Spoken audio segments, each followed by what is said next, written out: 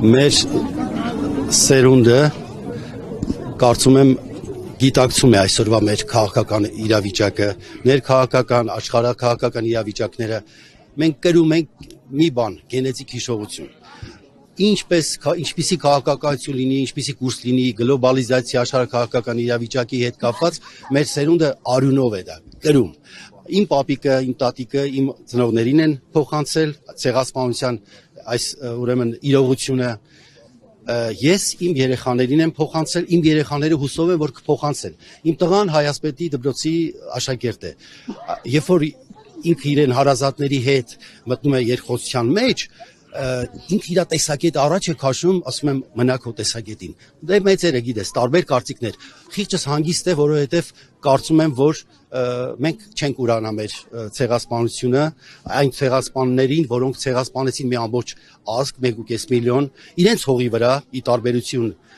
հрьяաների, եւ եթե իմ տատիկի կողմից 40 զոհ կա, ես ոնց կարող եմ ուրանալ, մոռանալ։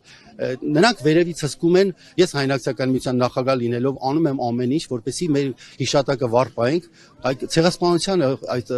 ուրեմն հարցը միշտ արծարծվի եւ պատահական չի որ մեծ պետությունները ընդունել են մեծ պետությունները հիմա նրանք ավելի շատ են մտահոգված մեր այս թեմայի շուրջը քան թե մենք այդպես է դուրս գալիս տեսեք մեծ պետությունների մասով այսօր Նիկոլ Փաշինյանը ուղերձ էր եղել եւ ասում էր որ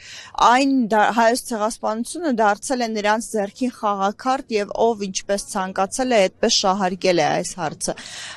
ինչ կա երբ որ լինում են շահեր բախվում են իրար հասկանալի է ուրեմն նրանք իրաց շահերի մասին նախ եւ առաջ հասկանալի է քաղաքականություն այնպեսի բան է որ իրենք հաշվարկներ ունեն իրենց տնտեսությունը իրենց օգուտը քաղելու համար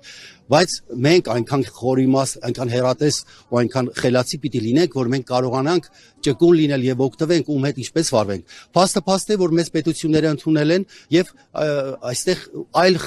տարբերակ չկա այսինքն մենք պիտի խելացի լինենք կարողանանք ճկուն լինել օգտվենք այն հնարավորություններից ինչ որ կա աշխարհում Սրա մասին է խոսքը, թե չէ իրենք շատ բաներ կմտածեն, շատ բաներ կցանկանան, շատ այսպես ասած